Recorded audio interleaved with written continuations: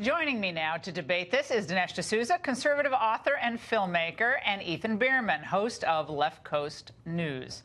All right, Dinesh, it does seem like every week liberals prove a different stereotype correct. I mean, we just laid out a few of them in the angle, but we could do an entire hour on this. On this particular issue of guns, your thoughts? Well, I think that this vindicates kind of what the NRA has been warning from the outset. At first, for many years, I thought that the NRA was kind of using, you may call it the slippery slope argument, which was essentially that once you start outlawing one type of weapon, you will then slowly proceed to outlawing the next type, and eventually it becomes a kind of comprehensive confiscation. But I think what's interesting here is this is not even a slippery slope. It now appears like there's a whole group of people that from the outset want a comprehensive ban, and these mass shootings are making them come out of the closet, you may say rhetorically, and be more and more frank and candid about what their real agenda is. It never was a kind of targeted or narrowly tailored law.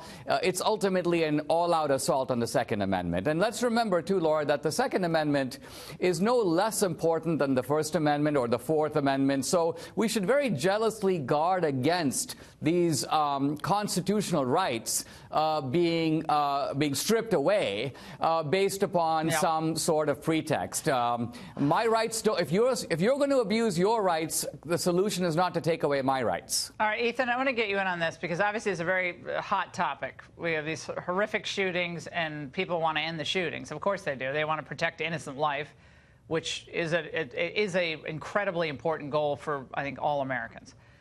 On this issue of the 94 ban, which, 94 ban is cited oftentimes by Democrats, but I just laid out in the angle how the university study that was done to report to the DOJ couldn't say that it really resulted in fewer gun deaths. Yet we have people on television, on MSNBC, Joyce Vance said this, watch. You know, we had a ban on military assault-style weapons in this country in the 90s, and it was successful. And when that ban stopped being in existence because of pressure from the NRA and other gun supporters, that flooded those weapons back into the country. Well, we laid out how only 7% of gun crimes are committed with guns that are actually bought from a licensed dealer. So how do you square this, Ethan, with this desire for another, going back to the old assault weapons ban? Well, interestingly enough, citing that University of Pennsylvania study confirms where Beto and Biden are in saying that we need to have a buyback program in place because the weapons were already out there. The large capacity magazines were already out there. Banning the sale didn't stop what was already in circulation. Furthermore, the great Democrat Ronald Reagan, Republican Ronald Reagan, he said that, look, these things, I support the sporting rifles. I support home defense. That's what Joe Biden has said as well. I'm with Ronald Reagan on that one. It's not unfettered. And furthermore, Justice Scalia in Heller versus... Dinesh and I both worked for Reagan. Okay. Well, I must have missed this, Dinesh. Did Ronald Reagan push an assault weapons ban during his 8 years, Dinesh? I must have missed that. He and I both worked in domestic policy at the White House. I don't mean to throw down credentials, but I don't remember that personally. But, Dinesh, maybe you do. Do you remember that happen? I mean, I certainly don't. I'd like him to elaborate a little bit more, but I don't quite know what he's referring to. Yeah, Ethan, go ahead. I don't want that to go slip by because we're not. That didn't happen. Interestingly enough, Beto just tweeted out the video of Ronald Reagan speaking and saying those exact words. He was also pro-choice. Then he became pro-life on the abortion. He changed his mind on a lot of issues. He supported the Brady bill as well after his presidency. So he clearly supported regulation of firearms to varying degrees. Justice Scalia wrote that in Section 3 of the Heller versus D.C. decision. A variety of regulations absolutely are supported under our Second Amendment and our Constitution. Right. So, look, it is time to end the mass shootings. The key thing that is consistent here in the United States that sets us apart from all the other developed Western nations which have mental health issues, which have violent video games, which have all, it is high rate of fire, 100 round per minute, up to semi-automatic rifles. Yeah, well, guns can be modified. But by the way, the Reagan speech, I think what you were talking about, he was referring to machine guns. He was not referring, and Beto doesn't know his blank from his He elbow specifically on said this AK-47s in that speech. Beto said AK, well, which is a fully automatic weapon. That is not allowed on the streets of Washington, D.C. or any place in the United States. They've been banned for 80 years. Dinesh, this is a thing that the gun control folks do, and I like Ethan. But you gotta talk. You're right. Heller decision did say, Justice Scalia did say, doesn't mean that there can be no regulations on firearms. And I think he's right about that. He was right about that in the Heller decision. But he didn't. You're making it out like Scalia said, oh, well, any semi-automatic weapon can be banned and it remain constitutional. That's not necessarily the case at all, Dinesh. And these are important details that I think we have to be very clear on. Dinesh.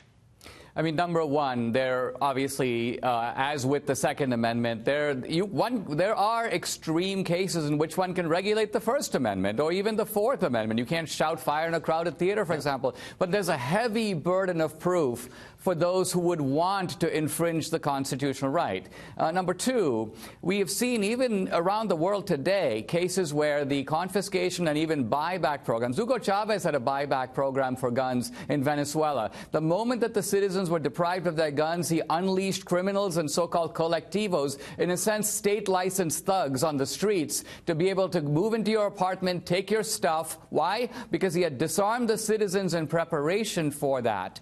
And third, we focus on mass shootings. Mass shootings are a little bit anomalous, whereas there are everyday shootings occurring in every major city in this country. It's very odd that those don't lead to demands for gun control.